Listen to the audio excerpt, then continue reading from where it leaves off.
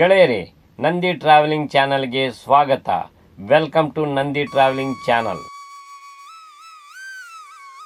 ಈ ಕಲಿಯುಗದಲ್ಲಿ ಭಕ್ತಿಯಿಂದ, ಅಚಲವಾದ ನಂಬಿಕೆಯಿಂದ ದೇವಿಗೆ ಹರಕೆ ಹೊತ್ತು ಮುಡಿಪು ಕಟ್ಟಿ ಲಕ್ಷಾಂತರ ಜನರು ತಮ್ಮ ಕಷ್ಟಗಳನ್ನು ಬಗೆಹರಿಸಿಕೊಳ್ಳುವ ಶ್ರೀ ಗೌಡಗೆರೆ ಚಾಮುಂಡೇಶ್ವರಿ ದೇವಾಲಯಕ್ಕೆ ಈ ದಿನ ನಾವು ಬೆಂಗಳೂರಿನಿಂದ ಹೇಗೆ ಬಸ್ಸಿನಲ್ಲಿ ಪ್ರಯಾಣ ಮಾಡೋದು, ಎಷ್ಟು ಖರ್ಚಾಗುತ್ತೆ, ಎಲ್ಲಿಂದ ಎಲ್ಲಿಗೆ ಹೋಗಬೇಕು, ಎಷ್ಟು ಸಮಯವಾಗುತ್ತೆ ಅಂತ ಈ ನಮ್ಮ ವಿಡಿಯೋದಲ್ಲಿ ತಿಳಿದುಕೊಳ್ಳೋಣ.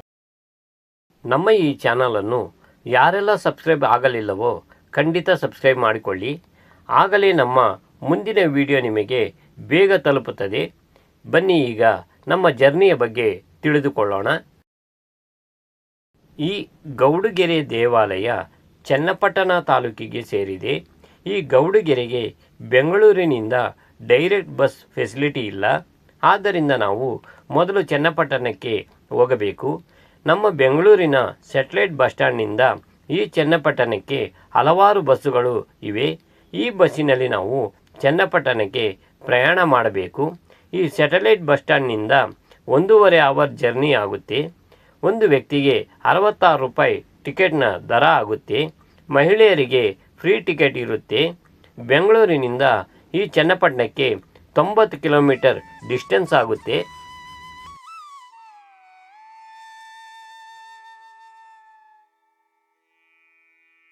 ಇದಕ್ಕಿಂತಲೂ ಕಮ್ಮಿ ಖರ್ಚಿನಲ್ಲಿ ಪ್ರಯಾಣ ಮಾಡಲು ಇಷ್ಟಪಡುವವರಿಗೆ ನಾನು ತಿಳಿಸೋದೇನೆಂದರೆ, ಬೆಂಗಳೂರಿನ ರೈಲ್ವೆ ಸ್ಟೇಷನ್ನಿಂದ ನೀವು ಚನ್ನಪಟ್ಟಣಕ್ಕೆ ಟ್ರೈನ್ನಲ್ಲಿ ಪ್ರಯಾಣ ಮಾಡಿ. ಒಂದು ವ್ಯಕ್ತಿಗೆ ಸುಮಾರು 30 ರೂಪಾಯಿ. ಬೆಳಗಿನ ಸಮಯದಲ್ಲಿ ಚನ್ನಪಟ್ಟಣಕ್ಕೆ ಬೆಂಗಳೂರಿನಿಂದ ಹಲವಾರು ಟ್ರೈನುಗಳು ಫೆಸಿಲಿಟಿ ಇದೆ. ಈ ಟ್ರೈನುಗಳು 1.25 ಗಂಟೆ ಜರ್ನಿಯಲ್ಲಿ ಚನ್ನಪಟ್ಟಣ ಹೋಗಿ ಸೇರುತ್ತೆ. ದರ ಬಂದು 30 ರೂಪಾಯಿಯಿಂದ ಸ್ಟಾರ್ಟ್ ಆಗುತ್ತೆ. ಅಷ್ಟರಲ್ಲೇ ನಾವು ಬಸ್ಸಿನಲ್ಲಿ ಪ್ರಯಾಣ ಮಾಡಿ ಚನ್ನಪಟ್ಟಣ ಬಸ್ ಸ್ಟ್ಯಾಂಡಿಗೆ ಬಂದು ಸೇರಿದ್ದೀವಿ. ಇಲ್ಲಿಂದ ನಾವು ಗೌಡಗೆರೆಗೆ ಬಸ್ಸಲ್ಲಿ ಹೋಗಬೇಕಾದರೆ ನಾವು ಪ್ಲಾಟ್ಫಾರಮ್ ನಂಬರ್ 6ಕ್ಕೆ ಹೋಗಬೇಕು. ಇಲ್ಲಿಂದ ನಮಗೆ ಗೌಡಗೆರೆಗೆ ಹೋಗುವ ಬಸ್ಸು ಸಿಗುತ್ತೆ. ಈ ಗೌಡಗೆರೆಗೆ ಈ ಚನ್ನಪಟ್ಟಣದಿಂದ 18 ಕಿಲೋಮೀಟರ್ ಡಿಸ್ಟೆನ್ಸ್ ಆಗುತ್ತೆ. ಸುಮಾರು ಬಸ್ಸಿನಲ್ಲಿ ಪ್ರಯಾಣ ಮಾಡಿದರೆ 1 ಅವರ್ ಜರ್ನಿ ಆಗುತ್ತೆ. ಒಂದು ಮನುಷ್ಯನಿಗೆ 30 ರೂಪಾಯಿ ಟಿಕೆಟ್ ದರ ಇರುತ್ತೆ. ಈ ಚನ್ನಪಟ್ಟಣ ಬಸ್ ಸ್ಟ್ಯಾಂಡಿಂದ ಗೌಡಗೆರೆ ಚಾಮುಂಡೇಶ್ವರಿ ದೇವಾಲಯಕ್ಕೆ ಹೋಗೋದಕ್ಕೆ ಬೇರೆ ಏನಾದರೂ ಫೆಸಿಲಿಟಿ ಇದೆಯಾ ಅಂತ ನೀವು ಅಂದ್ಕೊಂಡ್ರೆ ಖಂಡಿತ ಇದೆ. ಅದೇನೆಂದರೆ, ಈ ಬಸ್ ಸ್ಟ್ಯಾಂಡಿನ ಹೊರಗಡೆ ಶೇರ್ ಆಟೋಗಳು ನಿಂತಿರುತ್ತೆ. ಈ ಶೇರ್ ಆಟೋಗಳಲ್ಲಿ ಒಂದು ವ್ಯಕ್ತಿಗೆ 40 ರೂಪಾಯಿ ಚಾರ್ಜ್ ಮಾಡ್ತಾರೆ. 45 ಮಿನಿಟ್ಸಲ್ಲಿ ನಿಮ್ಮನ್ನು ಕರ್ಕೊಂಡೋಗಿ ದೇವಸ್ಥಾನದ ಎದುರುಗಡೆ ಬಿಡ್ತಾರೆ. ಈ ಗೌಡಗೆರೆ ಚಾಮುಂಡೇಶ್ವರಿ ದೇವಾಲಯಕ್ಕೆ ನೀವೇನಾನ ಬೈಕ್ ಅಥವಾ ಕಾರುಗಳಲ್ಲಿ ಹೋಗೋದಾದರೆ ನಿಮಗೆ ಪಾರ್ಕಿಂಗ್ನ ಸಮಸ್ಯೆ ಇಲ್ಲ. ಯಾಕಂದರೆ ದೇವಸ್ಥಾನದ ಎದುರುಗಡೆನೇ ಪಾರ್ಕಿಂಗ್ಗೆ ವಿಶಾಲವಾದ ಜಾಗ ಇದೆ. ಕಾರುಗಳಿಗೆ 30 ರೂಪಾಯಿ ಚಾರ್ಜ್ ಮಾಡ್ತಾರೆ, ಬೈಕ್ಗೆ 20 ರೂಪಾಯಿ ಚಾರ್ಜ್ ಮಾಡ್ತಾರೆ. ಈಗ ನಾವು ಈ ದೇವಿಯ ಮಹಿಮೆ ಬಗ್ಗೆ ಮತ್ತು ಈ ದೇವಾಲಯದ ಬಗ್ಗೆ ಸ್ವಲ್ಪ ತಿಳಿದುಕೊಳ್ಳೋಣ ಬನ್ನಿ. ಅದೇನೆಂದರೆ, ಮಕ್ಕಳು ಆಟವಾಡಲು ನಿರ್ಮಿಸಿದ ಈ ಸಣ್ಣ ದೇವಾಲಯ ಈಗ ದೇವಿಯ ಕೃಪೆಯಿಂದ ದೊಡ್ಡ ದೇವಾಲಯವಾಗಿ ನಿರ್ಮಾಣವಾಗಿದೆ. ಇಲ್ಲಿಗೆ ಬರುವ ಲಕ್ಷಾಂತರ ಭಕ್ತರಿಗೆ ಕಷ್ಟಗಳನ್ನು ನೀಗಿಸಿ ಅವರಿಗೆ ಒಳ್ಳೆಯದನ್ನು ಮಾಡುತ್ತಾ ಗೌಡಗೆರೆ ಚಾಮುಂಡಿ ತಾಯಿಯಾಗಿ ಇಲ್ಲಿ ನೆಲೆಸಿದ್ದಾಳೆ.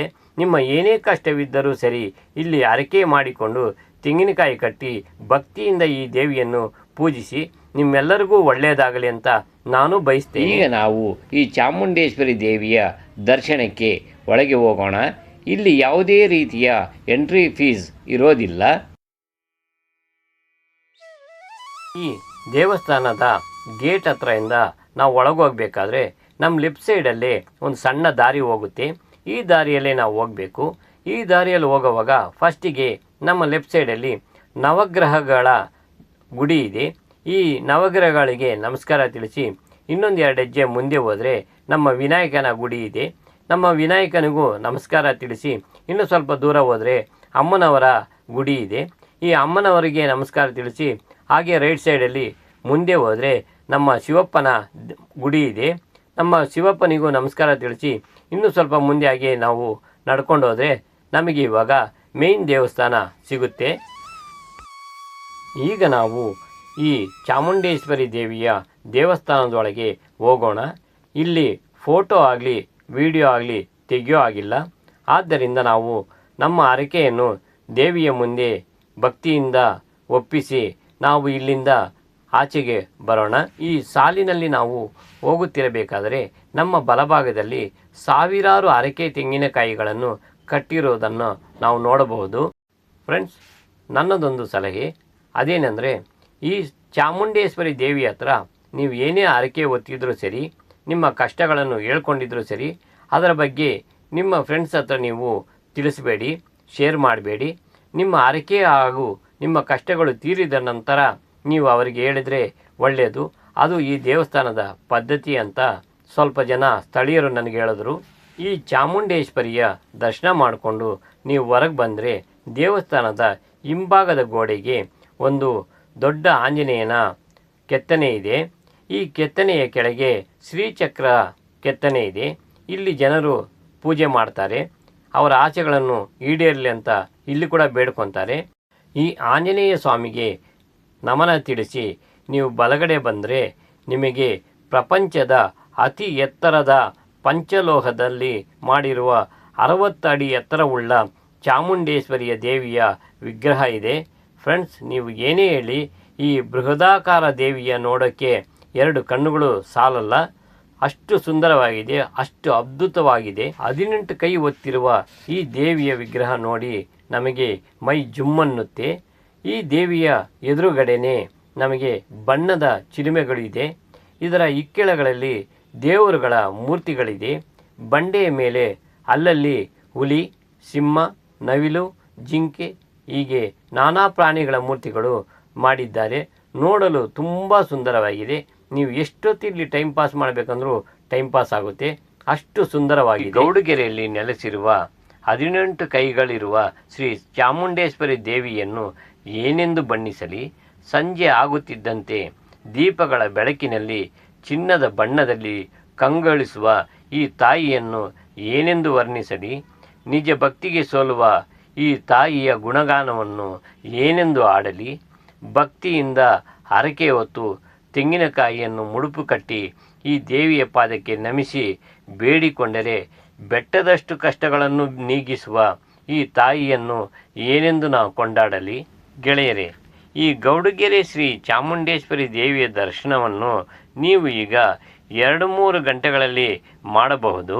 ಆದರೆ ಇನ್ನು 1 ಅಥವಾ 2 ವರ್ಷದಲ್ಲಿ ನಿಮಗೆ ಈ ರೀತಿಯ ಕಮ್ಮಿ ಸಮಯದಲ್ಲಿ ದರ್ಶನ ಮಾಡೋದು ಕಷ್ಟವಾಗಬಹುದು. ಏಕೆಂದರೆ ಈಗಾಗಲೇ ಈ ದೇವಿಯ ಮಹಿಮೆ ನಮ್ಮ ಕರ್ನಾಟಕ ಪೂರ್ತಿ ಹರಡಿದೆ. ಇನ್ನು ಕೆಲವೇ ತಿಂಗಳುಗಳಲ್ಲಿ ತಮಿಳುನಾಡು, ಆಂಧ್ರ ಪ್ರದೇಶ, ತೆಲಂಗಾಣ ಹೀಗೆ ಹಲವಾರು ರಾಜ್ಯಗಳಲ್ಲಿ ಹರಡೋದರಲ್ಲಿ ಸಂದೇಹವಿಲ್ಲ. ಆಗ ನಾವು ತಿರುಪತಿಯ ಶ್ರೀ ಬಾಲಾಜಿ ದೇವರ ದರ್ಶನಕ್ಕೆ ಹೇಗೆ ಗಂಟೆಗಳ ಗಟ್ಟಲೆ ನಿಂತು ದರ್ಶನ ಮಾಡ್ತೀವೋ ಆ ರೀತಿ ಈ ನಮ್ಮ ಗೌಡಗೆರೆ ಚಾಮುಂಡೇಶ್ವರಿ ದೇವಾಲಯದಲ್ಲೂ ಆಗಬಹುದು ಅಂತ ನನ್ನ ಅನಿಸಿಕೆ. ಗೆಳೆಯರೇ, ನಿಮಗೆ ನಾನು ಇಲ್ಲಿ ಇನ್ನೊಂದು ವಿಶೇಷವಾದ ಜಾಗದ ಬಗ್ಗೆ ತಿಳಿಸ್ತೀನಿ. ಅದು ನನಗೆ ತುಂಬ ಇಷ್ಟವಾಯಿತು. ಅದೇನೆಂದರೆ, ಈ ಚಾಮುಂಡೇಶ್ವರಿ ದೇವಿಯ ಪಾದದ ಕೆಳಗೆ ಸುರಂಗದ ಹಾಗೆ, ಅಂದರೆ ಗವಿಯ ರೂಪದಲ್ಲಿ ಮಂದಿರ ನಿರ್ಮಾಣ ಮಾಡಿದ್ದಾರೆ. ಈ ಜಾಗಕ್ಕೆ ಹೆಸರು ಬಂದು ನಮ್ಮ ಪರಂಪರೆ ಅಂತ. ಈ ಜಾಗಕ್ಕೆ ಹೋಗೋದಕ್ಕೆ ಒಂದು ವ್ಯಕ್ತಿಗೆ 50 ರೂಪಾಯಿ ಟಿಕೆಟ್ ಚಾರ್ಜ್ ಮಾಡಿದ್ದಾರೆ. 15 ವರ್ಷದ ಒಳಗಿರೋ ಮಕ್ಕಳಿಗೆ ಫ್ರೀ ಟಿಕೆಟ್ ಇರುತ್ತೆ ಫ್ರೆಂಡ್ಸ್. ಈ ಸುರಂಗದ ಒಳಗೆ ನಾವು ಹೋದರೆ ಫ್ರೆಂಡ್ಸ್ ತುಂಬ ಆನಂದ ಆಗುತ್ತೆ. ಏಕೆಂದರೆ ಎಷ್ಟು ಸುಂದರವಾದ ಮೂರ್ತಿಗಳು, ಅದರಲ್ಲಂತೂ ನಮ್ಮ ಕರ್ನಾಟಕ ಮಾತೆ, ಭಾರತ ಮಾತೆ, ಶಕ್ತಿ ದೇವತೆಗಳು, ಚಾಮುಂಡೇಶ್ವರಿ, ಭದ್ರಕಾಳಿ, ಭವಾನಿ, ಸಂತೋಷಿ ಮಾತಾ, ರುಂಡಮಾಲಿನಿ ಹೀಗೆ ಎಲ್ಲ ದೇವರುಗಳ ಮೂರ್ತಿಗಳನ್ನು ಅತಿ ಸುಂದರವಾಗಿ ಮಾಡಿದ್ದಾರೆ. ಬಣ್ಣದ ಬೆಳಕಿನಲ್ಲಿ ಈ ದೇವಿಗಳನ್ನು ನಾವು ನೋಡೋಕ್ಕೆ 2 ಕಣ್ಣು ಸಾಲಲ್ಲ, ಅಷ್ಟು ಸುಂದರವಾಗಿದೆ.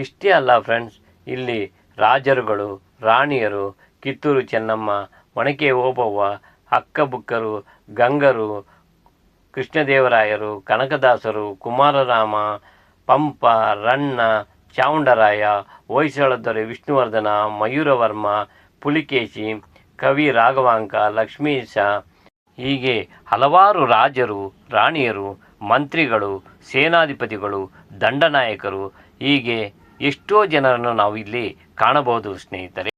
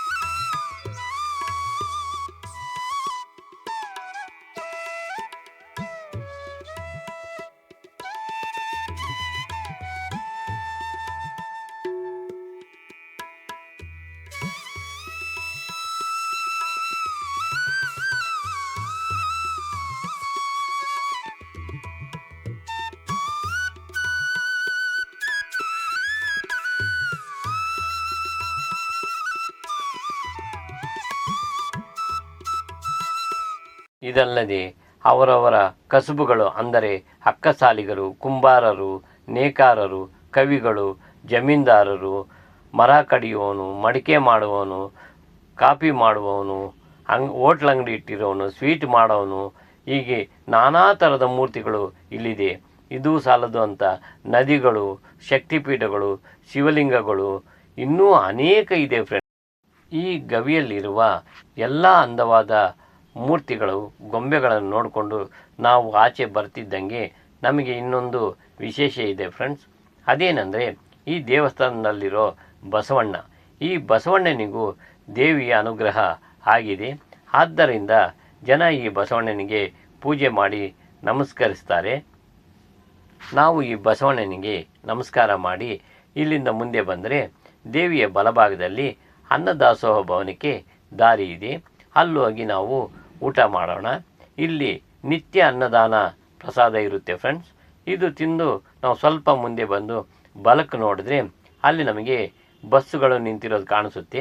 ಅದು ಬಂದ್ಬಿಟ್ಟು ಮೈಸೂರಿಗೆ, ಮದ್ದೂರಿಗೆ, ಚನ್ನಪಟ್ಟಣಕ್ಕೆ ಡೈರೆಕ್ಟ್ ಬಸ್ಸುಗಳು ಅಲ್ಲಿ ಅವೈಲಬಲ್ ಇರುತ್ತೆ ಫ್ರೆಂಡ್ಸ್. ಇಲ್ಲಿಗೆ ಹೋಗಿ ಫ್ರೆಂಡ್ಸ್, ಈ ವಿಡಿಯೋ ನಿಮಗೆ ಇಷ್ಟವಾಗಿದ್ದು ನಿಮಗೆ ಹೆಲ್ಪ್ಫುಲ್ ಆಗಿದ್ದರೆ ನನ್ನ ಮುಂದಿನ ವಿಡಿಯೋವನ್ನು ನೀವು ನೋಡಿ ನನಗೆ ಇದೇ ರೀತಿ ಸಪೋರ್ಟ್ ಮಾಡಬೇಕೆಂದು ನಿಮ್ಮಲ್ಲಿ ಕೇಳಿಕೊಳ್ತೀನಿ. ಜೈ ಹಿಂದ್.